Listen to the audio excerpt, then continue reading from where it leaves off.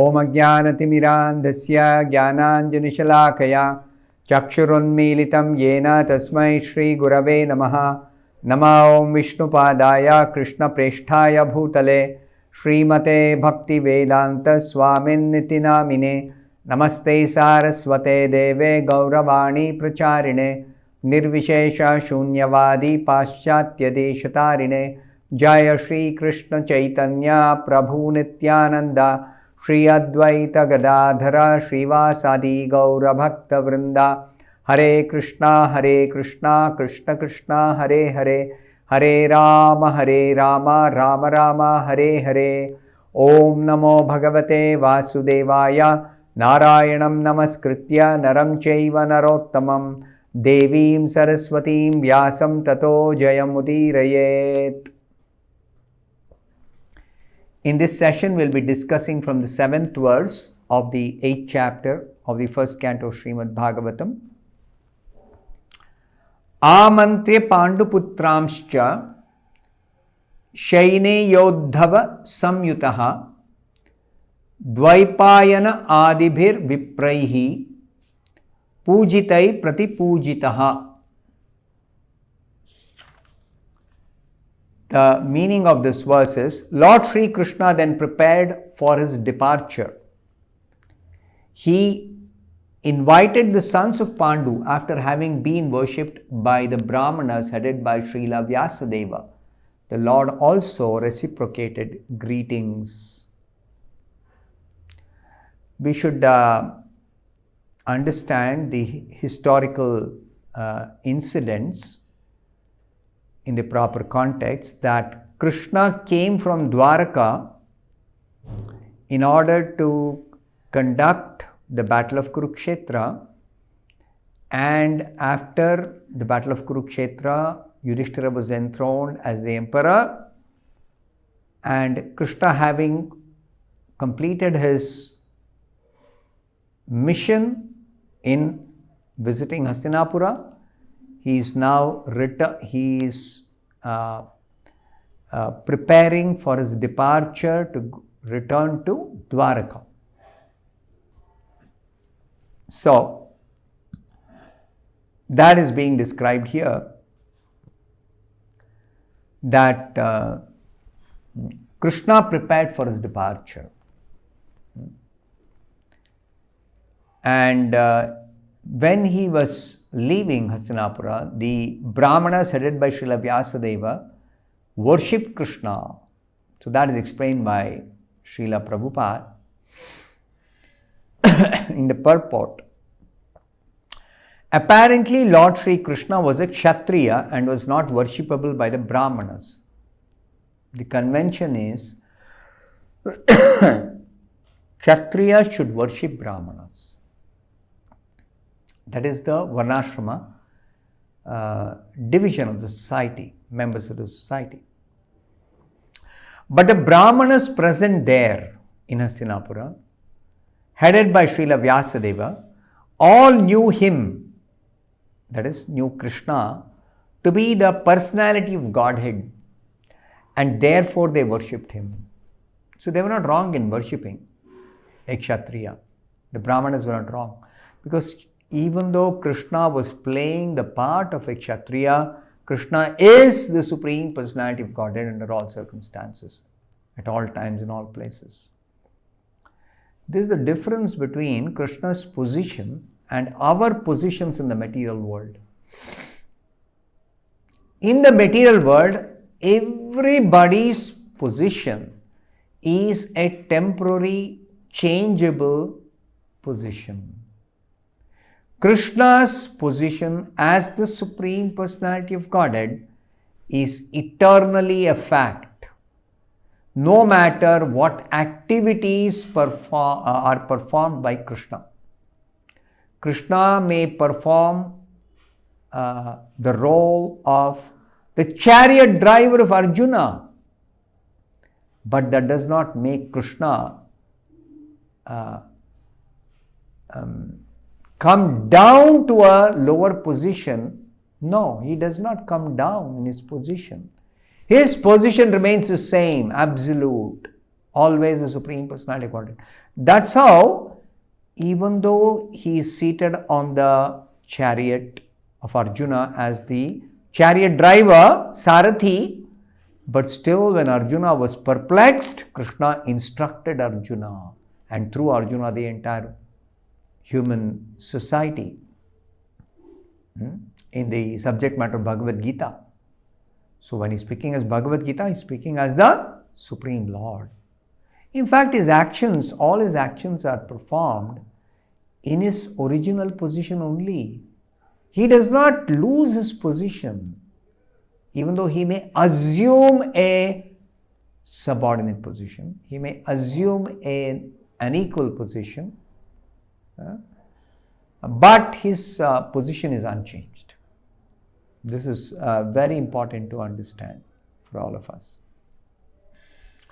So therefore, the Brahmanas headed by Vyasadeva in Hastinapura, they knew Krishna to be the Supreme Personality of Godhead, eternal Lord, under all time, circumstances, at all times. So therefore, they properly worshipped him. Those who know Krishna properly, they always understand he is eternal Lord and he is eternally the controller, eternally the master, and is eternally worshipable by everyone. The Lord reciprocated the greetings just to honor the social order that a Kshatriya is obedient to the orders of the Brahmanas. Now, when the Brahmanas offer something to Krishna, Krishna reciprocates properly, receiving it just to honor the social custom.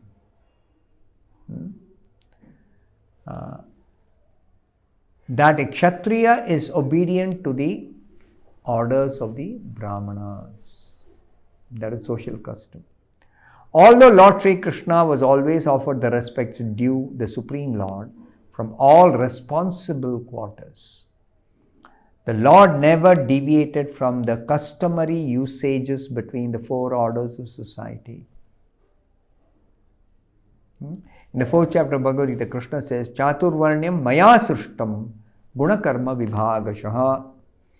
He says, it is I who have created these four divisions of social orders in human society. Chaturvarnyam, Brahmana, Kshatriya, Vaishya, Shudra. Society can be perfectly organized in that way. The intellectuals, the administrators, the business class, the productive class, that is the business class, and the laborers. And different people have different skills, different qualities. They are born under different influences of the gunas. Accordingly, they can be engaged properly in some livelihood, means of livelihood. But everybody is entitled, eligible for ultimate liberation in the human form of life. And that's what the whole Varnashrama Dharma is about. How to worship Vishnu by performance of your duty in such a way that you will actually be ultimately liberated from material bondage. So Krishna never deviates from the customary usages between the four orders of society. The Lord purposely observed all these social customs so that others would follow him in the future. See, to set an example. Krishna says in the 3rd chapter of Bhagavad Gita, Yadyad acharati shreshtaha tattadeve tarojanaha sayat pramanam kurute lokastad anuvartate.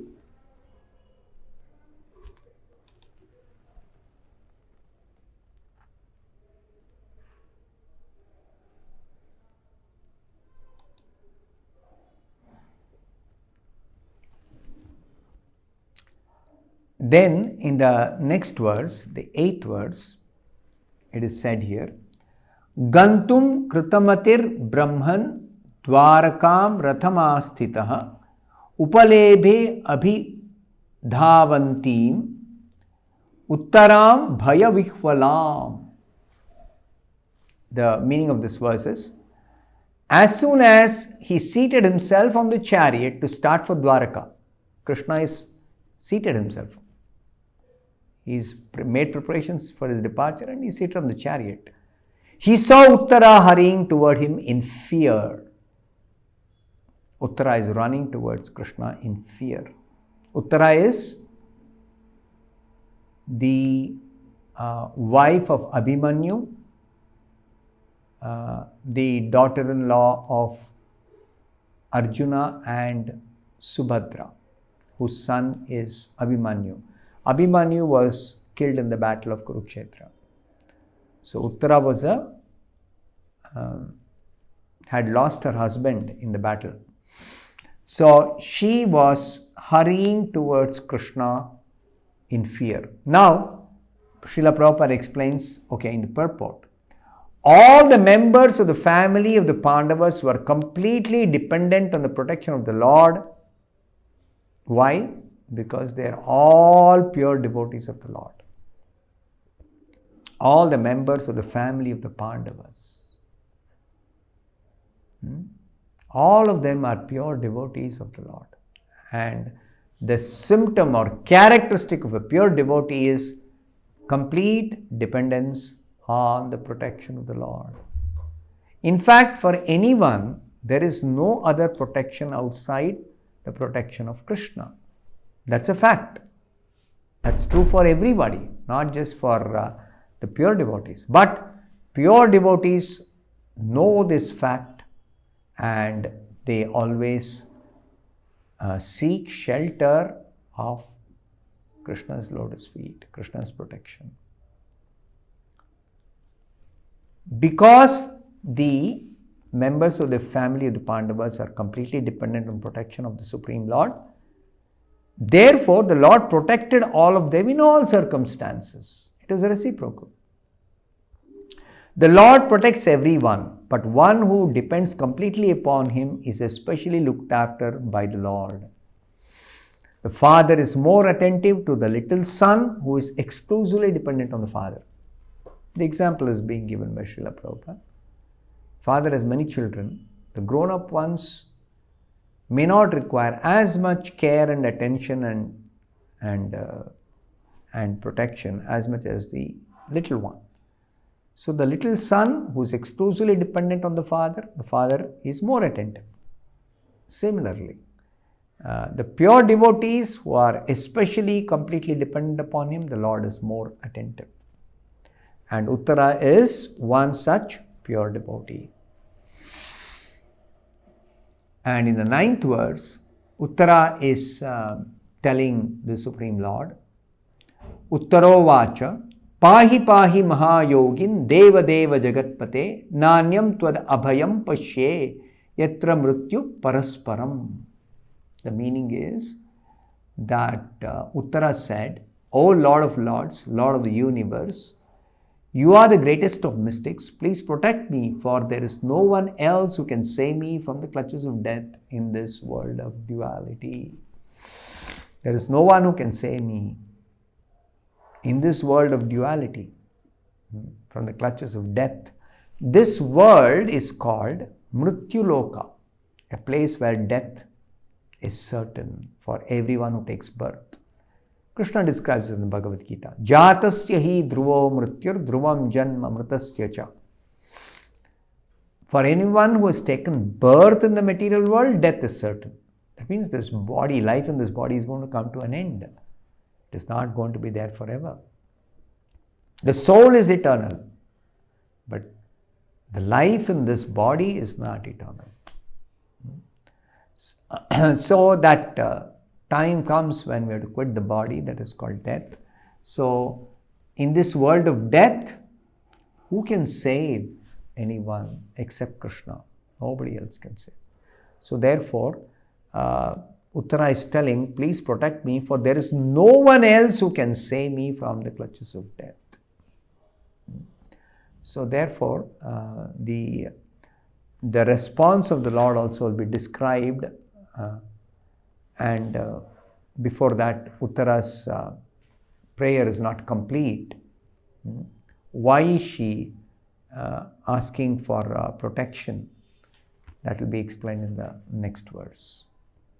I'll stop here. Thank you very much. Hare Krishna.